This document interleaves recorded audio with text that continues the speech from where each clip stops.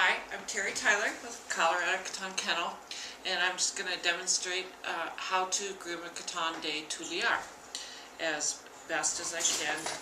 Maisie here's my victim, and I think she knows it because she's trying to get away. So, being quick about it, you can do this either on a grooming table or on your lap. I do it on my lap because then I watch my Netflix movies.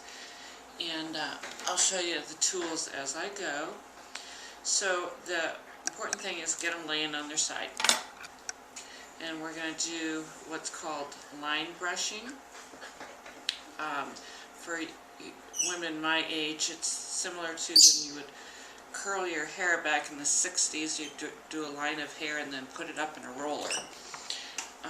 So I'll show you that better. She's not really liking me pulling out a rubber band. So, okay, so there's two different types of brushes, well actually three that I use. One is a Chris Christensen, it's about a $50 brush. This is a Le Pooch that Maisie's taken liberties with.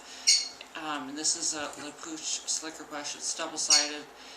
You can get that online, pretty much that's all I know where the only place you can get it. This is a matte Le Pooch brush.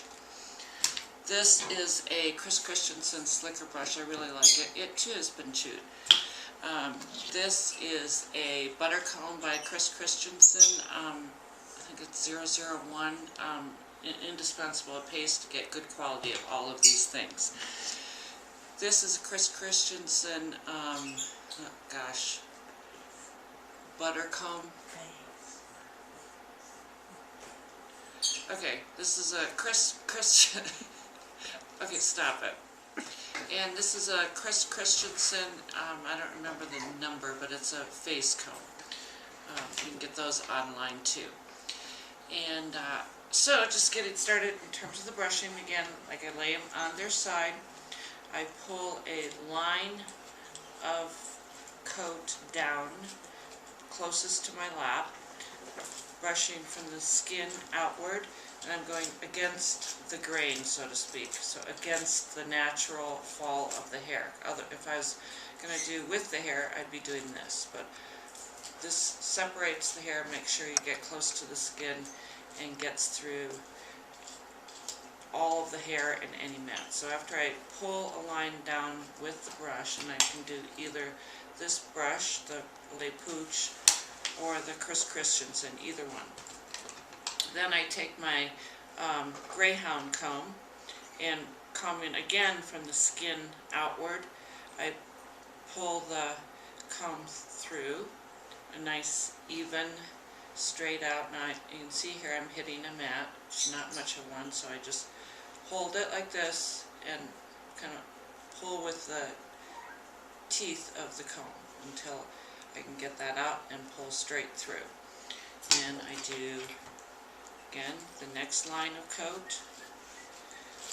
Oh, Maisie, you're being amazingly cooperative. Yes, you are. Yes, again, straight down from the skin. So I do that all the way down till I get to about here, basically the top of the legs. And then I flip over, do the other side like that. And then of course doing the head, you just kind of work with, you know, around it. And there's that mat again.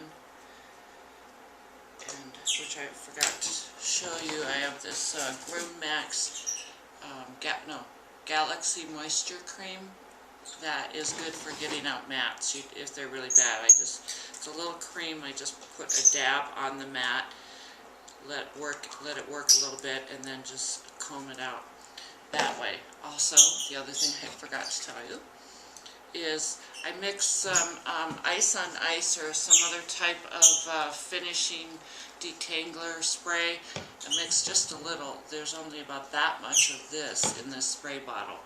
And as I am brushing, I just lightly spray, if I can get it going. Just like that. Just a very, very light spray, and then brush it out. Okay, so I'm just going to pretend I brushed her through, and I did her face, and that's where this other Chris Christensen slicker brush is good. It's a very soft one. So is the Le Pooch.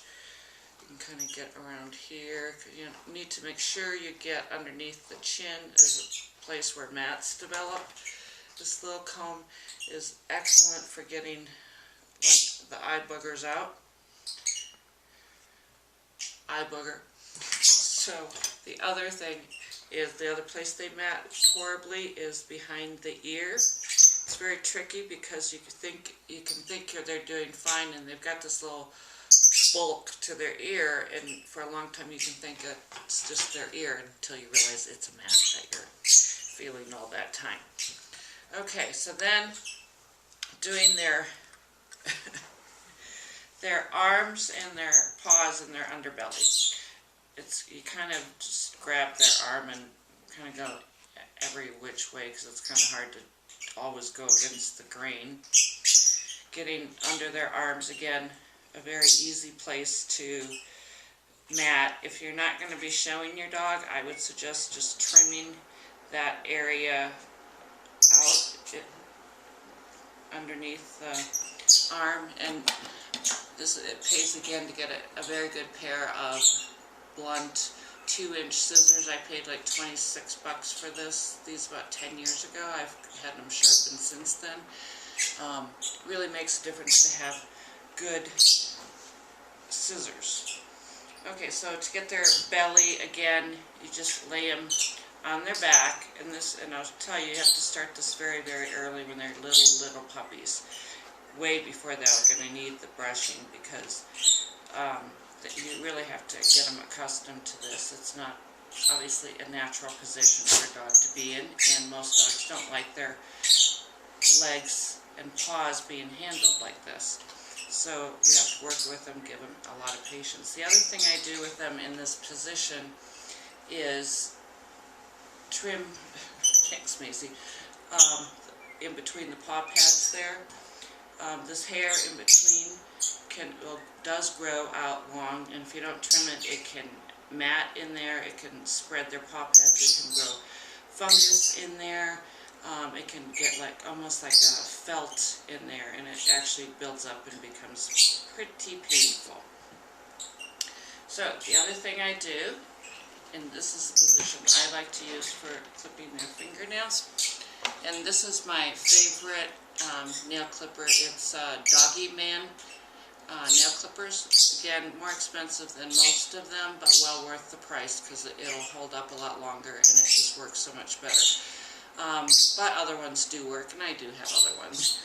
But I do prefer the guillotine type the scissor type as opposed to the guillotine type. I just don't feel like I have enough control with the guillotine type. So, and again, getting their nails cut is not their favorite thing. It's easier to do this when their paws are wet, so if you wet it down, the hair kind of gets out of the way. It's easier to see their nails. So I just kind of gently squeeze each nail so that it kind of comes out a little bit, and then clip it at where the white where the pink ends and the white begins, I guess, of the nail. Fortunately, most Cotons have white nails. Few have black nails. So it makes our job a little bit easier, at least. I don't have my glasses on, so I'm not going to trim all of our nails. And sooner or later, you will clip the nail. You don't have to do anything special about it. They don't bleed to death. They live through it. You can either hold a little pressure, or you can get some Styptic that you can buy in a little bottle and put that on, but I really don't find that's necessary. And honestly, even when I do quick them, I don't notice that they notice that any more than me just cutting their nails, period, because they just flat out don't like it. That's why it's good to do it after a bath, because their nails are a little bit softened from the water. So if you do it after their bath, it makes it a little easier, and plus their feet are wet. The other thing I'm not going to demonstrate here is teeth brushing. That is a good thing to do if you can do it every day. That'd be